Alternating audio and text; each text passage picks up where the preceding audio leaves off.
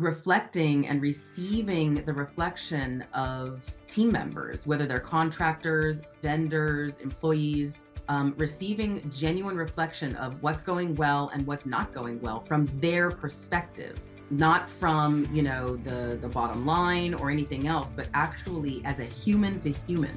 How am I treating people? Do I do my fire hose, and bulldozing, or am I being kind in my expression? And sometimes my tone of voice might be an issue, or how I'm expressing what needs to get done. So the ability to receive reflection from our team members is a really big part of what we do here at our company, and that's what we help other people do as well, because in our world, professional development is personal development, and personal development is professional development. There's no difference between the two. Welcome to Grow Think Tank. This is the one and only place where you will get insight from the founders and the CEOs of the fastest growing privately held companies. I am the host. My name is Gene Hammett. I help leaders and their teams navigate the defining moments of their growth. Are you ready to grow? Today we look at the chaos of growth. If you are in a growth-oriented company, you're pushing the boundaries, you're innovating, you're growing faster than your peers, then you understand that a certain amount of chaos comes with that. So today we look at how visionary leaders address the chaos of growth. We're doing this with a fellow coach, an expert, and really excited to share with you Marla Mattenson.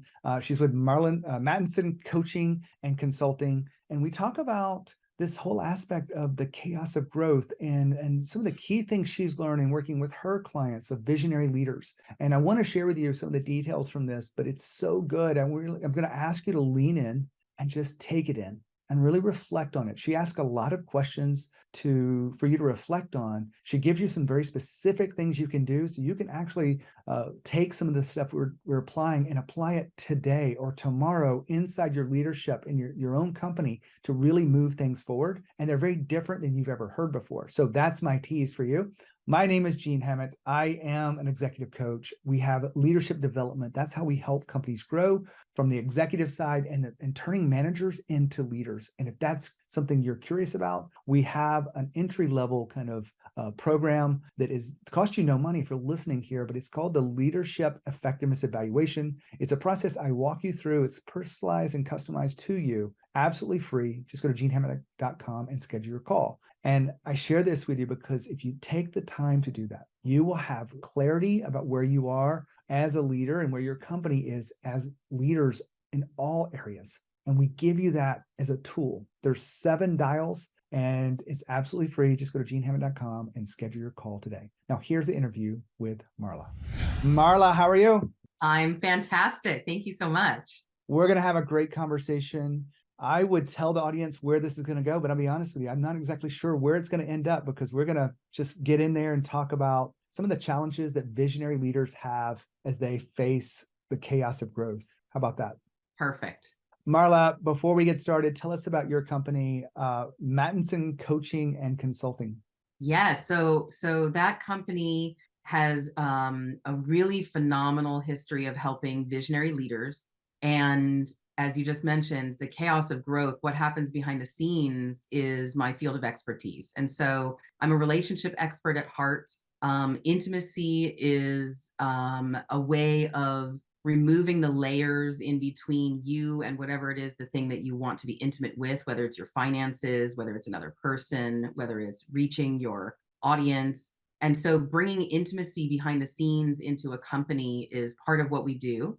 And we do that through the visionary leader and their personal relationship and their relationship with their team. And so that's the main thing we do is work with visionary leaders on company culture and their own personal relationships and show how those two are related. And then we also have an arm of our business called the Ethical Sales Institute, where we teach professionals and practitioners how to have high integrity, ethical sales conversations that lead to more safety in the sales conversation. And essentially one of our missions is to completely stop sales trauma from happening in private conversations behind the scenes. And so that is part of our mission. Well, we could go in either of these directions, but I'm going to kind of bring us toward this visionary leaders and the word intimacy, because I don't want people to confuse this, because I do know that you work with couples in some ways, and high level entrepreneurs and their relationships as it relates to life and business.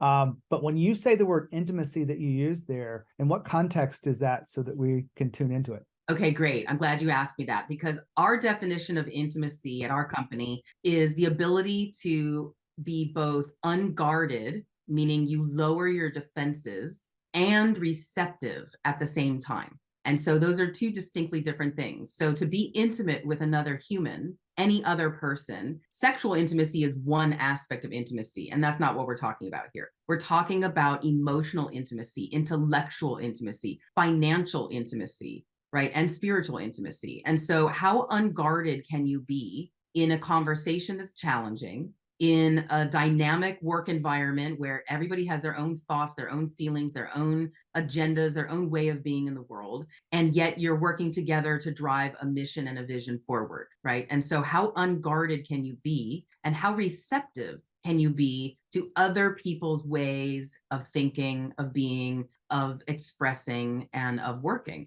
And so creating intimacy behind the scenes in a company means you consider the needs, feelings, and respect of all involved.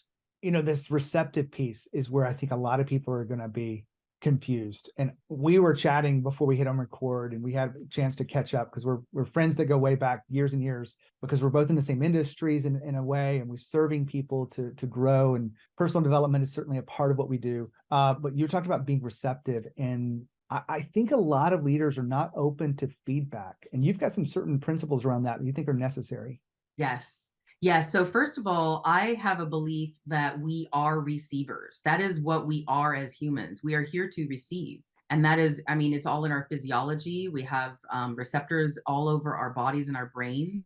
And that is how our five senses work. We receive information. And so when we're receiving as visionaries, most of the time we receive positive accolades, or we receive the negative feedback about the company or about systems and processes, but we don't necessarily receive constructive criticism, feedback about ourselves, about how we express in the world. And one of the things that we do in our company is we have reflections, not just, and most people call them reviews. Most people have 90-day reviews. We have 90-day reflections. And we do that for the owners of the company as well, me and my partner. And so reflecting and receiving the reflection of team members, whether they're contractors, vendors, employees, receiving genuine reflection of what's going well and what's not going well from their perspective, not from, the bottom line or anything else, but actually as a human to human. How am I treating people? Do I do my fire hose, and bulldozing, or am I being kind in my expression? And sometimes my tone of voice might be an issue, or how I'm expressing what needs to get done. So the ability to receive reflection from our team members is a really big part of what we do here at our company. And that's what we help other people do as well. Because in our world, professional development is personal development, and personal development is professional development. There's no difference between the two. Now, Marla's been talking about reflections, and really what she's asking you to do is ask for feedback and be willing to receive it. She had told me offline, and I'm gonna give you the detail that I don't think she put in there, but don't let them give you any positives inside this. Really frame it in as, give me just something I can grow from, some constructive feedback here, and hold their feet to the fire and be willing to receive it, thank them for it, and then reflect on it yourself and really grow through that. That's one way you can evolve as a leader. I love the detail, and I'm just adding this in here because I really want you to go execute on this. I know I'm going to do it. Hopefully you will too. Back to Marla. We both have run into visionaries that are growing fast with their companies and being successful in many terms of life, but yet in some areas they're not growing, and then they hit a wall. They hit something that they weren't aware of. And we as outsiders, at least I know when I'm having these conversations, it's so clear to us because we're not inside the problem. And that's one reason why people come to coaches like us and people that are outside perspectives. In your experience with leaders, how do you get them to see what they don't even know is an issue in terms of personal growth? Oh, that's a great question. I love that. So, in every visionary, so if you're listening to this and you are a visionary leader, you can ask yourself these questions. So, the first thing to ask yourself is, who gives me feedback? Who is offering me feedback? And if you don't have anybody on that list, you need to get some people on that list. Okay.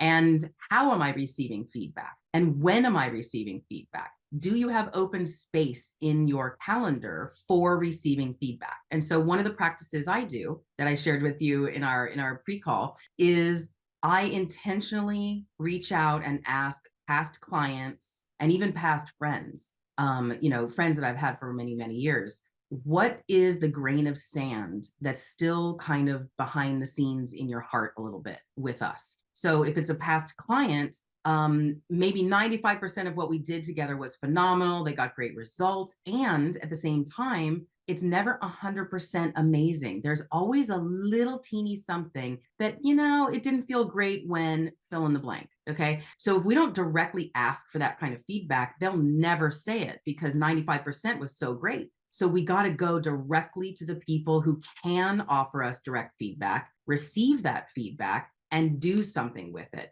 And one of the things to do with it is let it tenderize you, let it dissolve your ego, let it hit you, feel it. Feel the pain of whatever it is that they're saying without defending. Remember, being unguarded, allowing yourself to receive the fullness of somebody else's experience of you. It's very tender. Back to the unguarded thing. I get the concept in this, and I use a line with my clients when they come on board.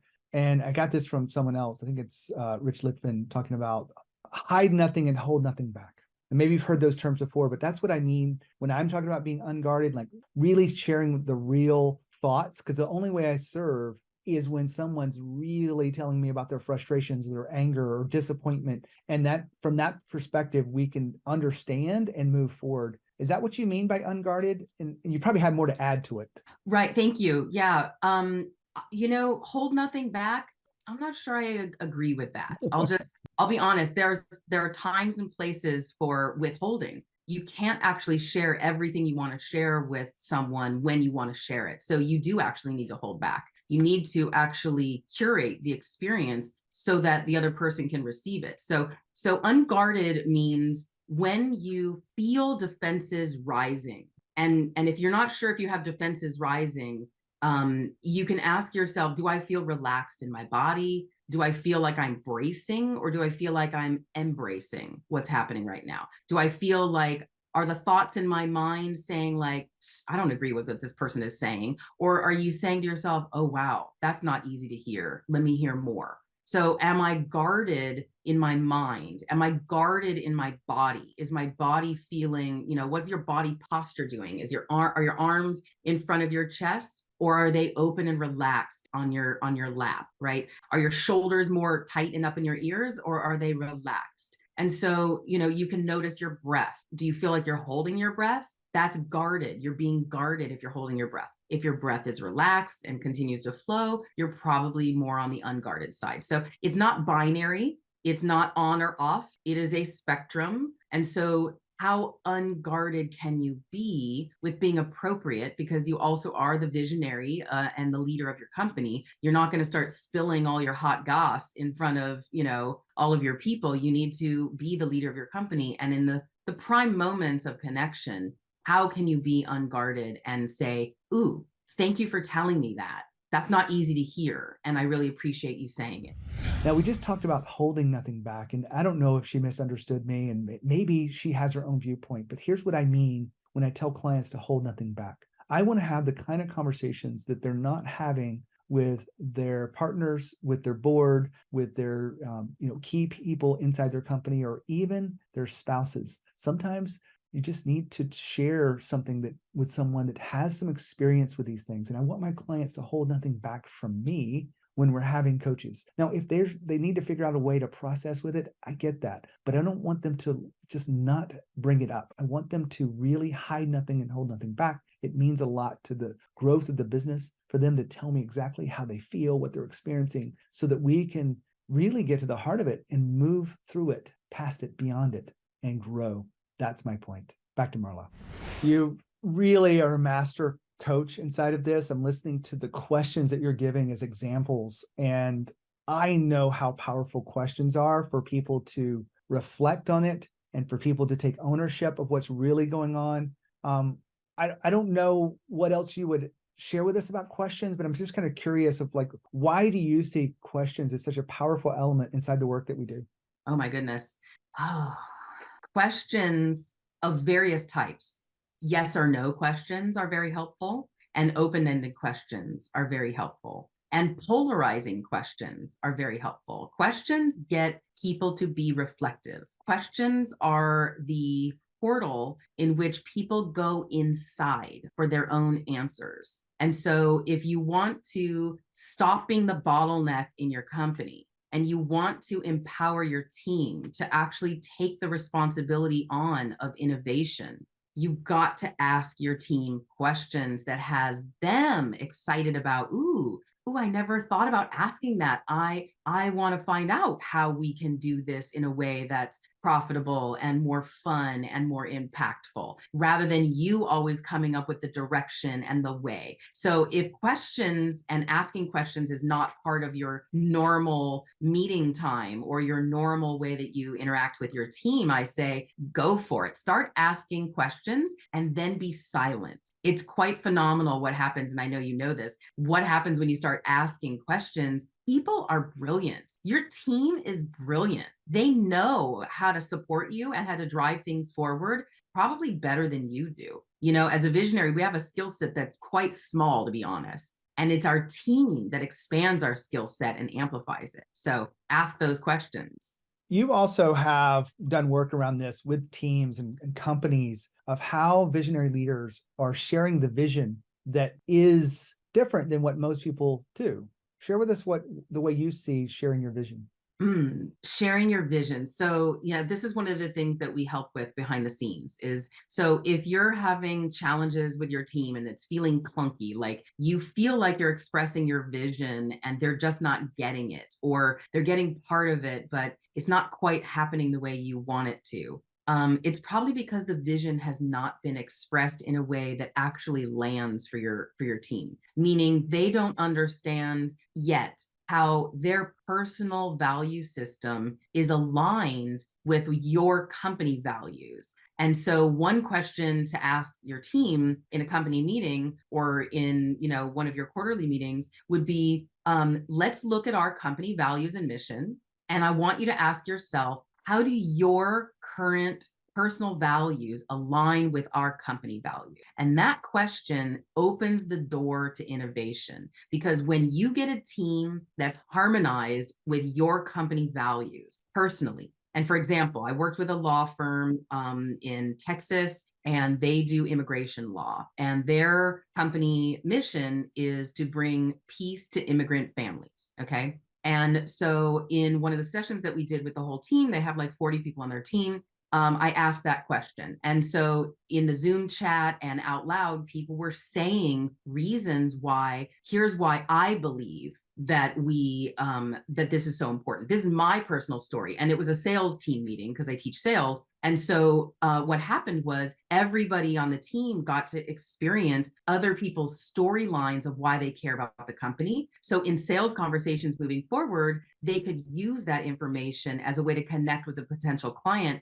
Here's why you want to work with our company. I not only am aligned with our company values, Joe is, and Susan is, and all of our people have a personal reason why we're all aligned for this. So you will be in excellent care when you come and work with us. And every company has that. They just haven't tapped into that resource to ask those questions. We just talked about sharing your vision. One thing I wanted to add here is my own 2 cents of the commentary is I was talking with clients the other day, and I reminded them is be willing to over communicate. And I don't think that's the right word, but everyone, we use that term. What over communicate means is when you feel like it's too much for you to repeat yourself, you've done it too many times, but that you keep doing it. You keep doing it, over communicating in that way. So hopefully that helps you share your vision, because maybe they didn't get it the first time. Maybe they weren't in the space to hear it. Maybe the tone or maybe the story that went with it did not connect with them. And your job as a visionary leader is to do that over and over and over, even if you get tired of it. Back to Marla. I know you're not aware of all of the work that we've done here with 1,000 episodes. No one knows. I've even forgotten many of the things I've interviewed people about. But values is the one thing that comes up the most. When you're working in fast growth companies, they realize that we need people to make decisions without you being in the room, and they need to be empowered. And those values are just such a critical part of it. So I think really appreciate you sharing that detail. You mentioned sales. We don't have time to go into all the work that you've done. You've been doing this for years and helping people in many different ways. But what is the one thing about sales that you would like to share with a CEO who's got a team that isn't really connecting with sales the way they want to? And maybe it's more than just performance. They're just not embracing it in a way that makes it powerful and inspiring.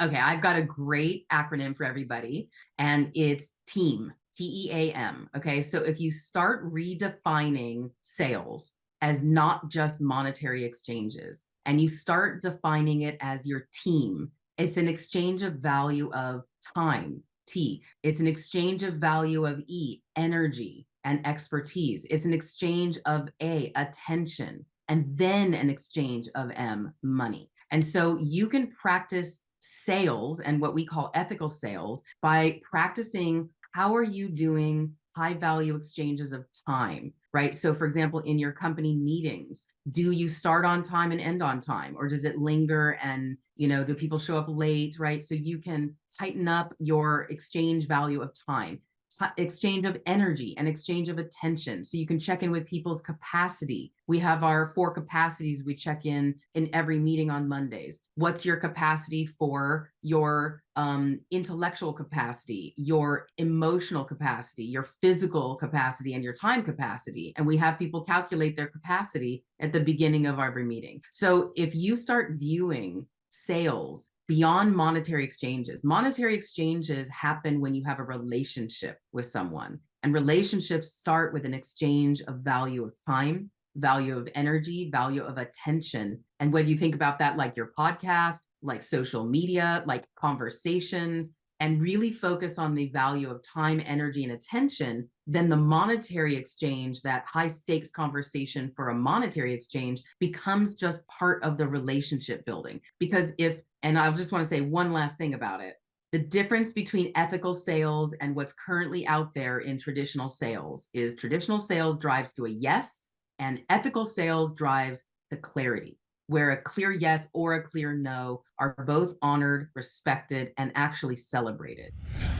Marla's been talking about sales, and it's reminding me of something I've shared with my clients, and I've shared, really embodied myself. And a lot of people resist sales, and they resist it because they think it comes from something you do to them, when in reality, I believe sales is something you do for them. Marla and I both met through David Nagel, a mentor of ours, and just incredibly smart guy. He's the one who shared this with me, and it stuck with me 5-6 years later. And I'm repeating it to you today, and quoting him because it was so powerful. Sales is not something you do to them; it's something you do for them. What that really means to me and how I've used it is sales is an opportunity to help someone grow past where they are. Maybe it's a blind spot. Maybe it's a limiting belief. Maybe it's something they're just not aware of and they're just stuck. And you help them do that. You're not doing it to them. You're doing it for them. That's my reminder to you. Go out there and sell something and keep coming back to Growth Think Tank. Back to Marla. Love the details you shared with us there. Marla, we've been talking about visionary leaders and about them, taming that chaos of growth. Is there anything else that you feel like you want to bring to our attention today? I would say something that my sweetheart Julian says to me all the time, and we say to each other now, is you're doing it perfectly. So as visionaries, we sometimes go on a down, and we lose our confidence, or we think, oh my gosh, what am I doing? Oh, this is so hard. Just remember, you're doing it perfect. Keep going and connect with more visionary leaders who are also in the space of impact and who care deeply about their work in the world. Community is really everything. Well, thanks for being here, Marla. I really appreciate your wisdom. Thank you so much, Gene.